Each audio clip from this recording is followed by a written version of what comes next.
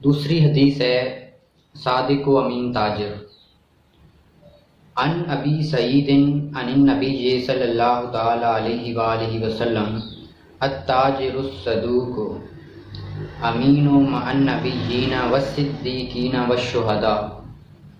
یہ صادق و امین تاجر کے بارے میں حدیث ہے۔ حضرت ابو سعید رضی اللہ تعالی عنہ سے روایت ہے کہ رسول اللہ صلی اللہ علیہ وآلہ وسلم نے فرمایا، سچا اور ایماندار تاجر قیامت کے دن انبیاء، صدیقین اور شہداء کے ساتھ ہوگا۔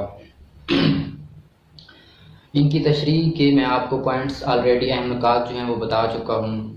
اب صرف ان کا ترجمہ اور حدیث جو ہیں وہ آپ کو پڑھ کر اور بریفلی ان کا انٹروڈکشن بتا رہا ہوں۔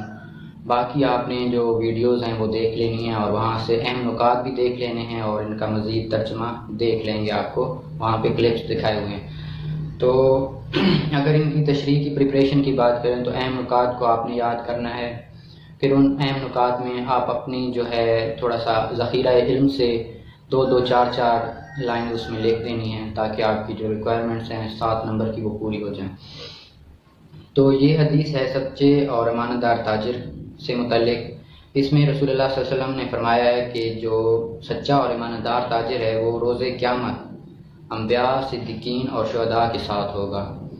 ظاہر ہے انبیاء اور جو صدیقین اور شہداء ہیں ان کا انتہائی بلند مرتبہ ہے، اور ان کے مرتبے میں ہی اللہ پاک نے جو سچا اور ایماندار تاجر ہے اس کو بھی مرتبہ دیا ہوا ہے۔